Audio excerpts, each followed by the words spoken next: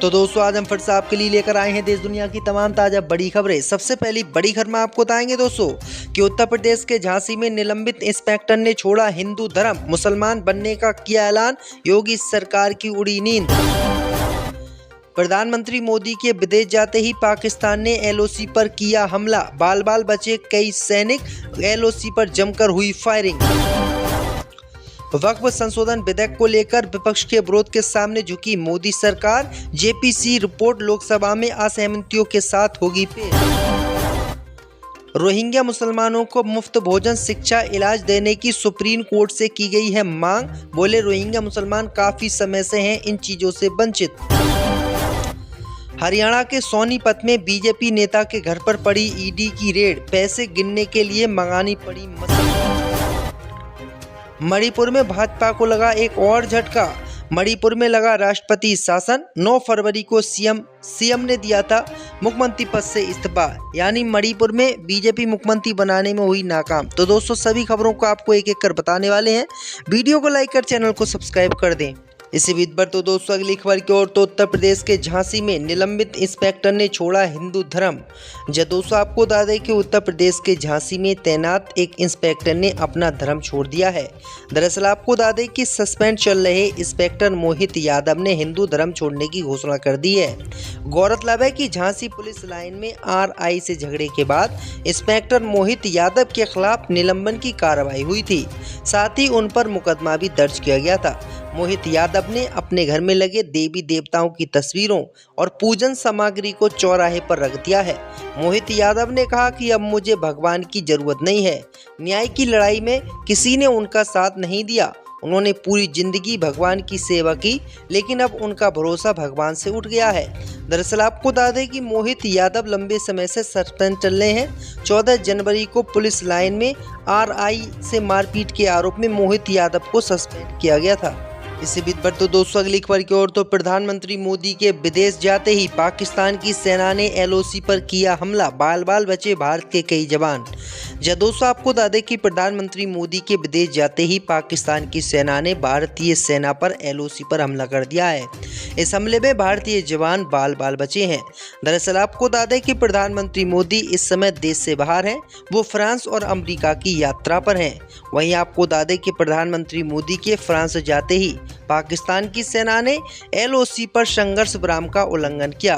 भारतीय सेना गश्त दे रही थी और अचानक की पाकिस्तान की सेना ने गोलाबारी एलओसी पर शुरू कर दी, जिसका मुंहतोड़ जवाब भारतीय सेना में ने भी दिया और स्थिति तनावपूर्ण हो गई। इससे पहले भी पाकिस्तान की सेना कई बार भारतीय जवानों पर हमला करने के से नहीं चूकी है और कई बार संघर्ष विराम का उल्लंघन किया है। इसी बीच पर तो दोस्तों अगली खबर की ओर, तो वक्फ संशोधन विधेयक को लेकर विपक्ष के विरोध में झुकी भाजपा सरकार, असहमतियों के साथ पेश होगी लोकसभा में जेपीसी की रिपोर्ट। जब दोस्तों आपको बता दें कि राज्यसभा में वक्फ बोर्ड संशोधन बिल पर जेपीसी की रिपोर्ट राज्यसभा में भाजपा सांसद मेधा कुलकर्णी ने पेश की।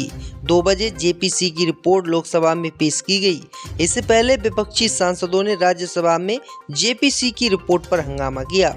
कांग्रेस अध्यक्ष खड़गे पर राज्यसभा सांसद संजय सिंह ने जेपीसी की रिपोर्ट से विपक्ष की असहमतियों को हटाने का आरोप भाजपा पर लगाया। वहीं इस भाजपा सांसद व केंद्रीय मंत्री ने विपक्ष के आरोपों का खंडन किया। उन्होंने कहा कि हमने चेयरमैन से बात की है, उन्होंने किसी भी पॉइंट को हटाने से इनकार कर दिया। हालांकि अब एमआईएम के सांसद असदुद्दीन ओवैसी के बयान से लग रहा है कि विपक्ष के आरोप सही थे। अब सरकार को विपक्षी सांसदों के हंगामे के चलते झुकना पड़ा है और लोकसभा में वक्फ बोर्ड संशोधन बिल की रिपोर्ट को पेश करने से पहले विपक्ष की असहमतियों को जोड़ दिया गया है।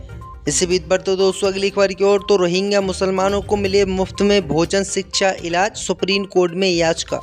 जब दोस्तों आपको बता दें कि भारत में रह रहे रोहिंग्या मुसलमानों को मुफ्त शिक्षा, चिकित्सा और राशन जैसी सुविधाएं देने की मांग अब सुप्रीम कोर्ट तक पहुंच गई है। रोहिंग्या ह्यूमन राइट ने एक एनजीओ ने सर्वोच्च न्यायालय में याचिका दायर करके केंद्र की मोदी और दिल्ली सरकार को निर्देश देने की मांग सुप्रीम कोर्ट से की है। दिल्ली में बसे रोहिंग्या मुसलमानों को सरकारी स्कूलों और अस्पतालों में प्रवेश अभी तक नहीं दिया जाता है, लेकिन अब याचिका डाल के इनको प्रवेश देने की मांग की गई है। दरअसल आपको बता दें कि सुप्रीम कोर्ट ने 10 फरवरी 2025 को इस याचिका पर सुनवाई की थी, जिसमें जस्टिस सूर्यकांत और जस्टिस एन कोटेश्वर सिंह की पीठ भी शामिल थी। इस दौरान याचिकाकर्ता की ओर से पेश अधिवक्ता ने कहा था कि काफ़ी समय से शरणार्थी के रूप में रोहिंग्या मुसलमान भारत में रह रहे हैं, लेकिन इनको कोई भी सुविधा नहीं दी जा रही है, इसलिए सरकार इनको भी सुविधा दे। पर तो दोस्तों अगली खबर की ओर, तो पंजाब में जमकर चल रहा ईसाई बनाने का धंधा, 3,50,000 लोग सिख से बने ईसाई। दोस्तों आपको बता दें कि पंजाब, जिसे सिख गुरुओं की भूमि कहा जाता है, आज धीरे धीरे अवैध धर्मांतरण के जाल में उलझता जा रहा है। हर गली मोहल्ले में नए नए चर्च खुल रहे हैं, लेकिन इस पर न सिख संगठनों की ओर से कोई आवाज़ उठाई जा रही है और न ही भारत के टुकड़े करने की साजिश रचने वाले खालिस्तानी गुट इस मुद्दे को छू रहा है। दरअसल आपको बता दें कि आज पंजाब में बड़े पैमाने पर ईसाईयत का प्रचार हो रहा है, लेकिन जो संगठन सिखों के हक और उनके हितों के लिए खुद को लड़ाकू बताने का दावा करते हैं, वे इस धर्मांतरण पर पूरी तरीके से चुप्पी साधे हुए हैं। इस बार ईसाईयत फैलाने वालों ने नई रणनीति बनाई है। दरअसल आपको बता दें कि खबर सामने निकल कर आई दोस्तों कि पंजाब में इस कदर पंजाबी ईसाई बनने हैं कि 3.5 लाख ईसाई, माफ़ कीजिए 3.5 लाख सिख ईसाई बन चुके हैं, यानी इतने लोगों का धर्मांतरण पंजाब में हो चुका है। इससे बीत बढ़ तो दोस्तों अगली खबर की ओर, तो हरियाणा में बीजेपी नेता के घर पर पड़ी ईडी की रेड, पैसे गिनने के लिए मंगानी पड़ी मशीनें। दोस्तों आपको बता दें कि हरियाणा के पानीपत में ईडी की टीम ने भाजपा नेता के घर पर रेड की है। ईडी की टीमें पूर्व सांसद संजय भाटिया के मौसा नीति सेन भाटिया के घर पहुंची। रोचक बात यह है कि ईडी की टीमें पैसा गिनने वाली मशीनें भी साथ लेकर आईं और ऐसे में संभावना है कि घर के अंदर भारी मात्रा में कैश रखा गया है। हालांकि अब तक कुछ ज़्यादा जानकारी सामने नहीं आई है। गौरतलब है कि पूर्व भाजपा सांसद संजय भाटिया भी रेड के दौरान घर के अंदर मौजूद हैं। जानकारी के अनुसार गुरुवार सुबह ईडी की टीमों ने पानीपत में भाजपा के मेयर पद के दावेदार नवीन भाटिया के पिता भाजपा नीति सेन भाटिया के घर पर दस्तक दी। इस दौरान कुछ वीडियो भी सामने आए हैं, जिसमें ईडी की कई गाड़ियां घर के बाहर नजर आ रही हैं और पैसे गिनने की मशीनें भी उठाते हुए कुछ लोग घर के अंदर जाते हुए दिखाई दे रहे हैं। इससे बीत बढ़ तो दोस्तों अगली खबर की ओर, तो मणिपुर से भाजपा को लगा झटका, मणिपुर में लगा राष्ट्रपति शासन, 9 फरवरी को सीएम ने दिया था इस्तीफा। दोस्तों आपको बता दें कि मणिपुर में चल रही भाजपा की सरकार को बड़ा झटका लगा है। दरअसल आपको बता दें कि मणिपुर में राष्ट्रपति शासन लागू कर दिया गया है।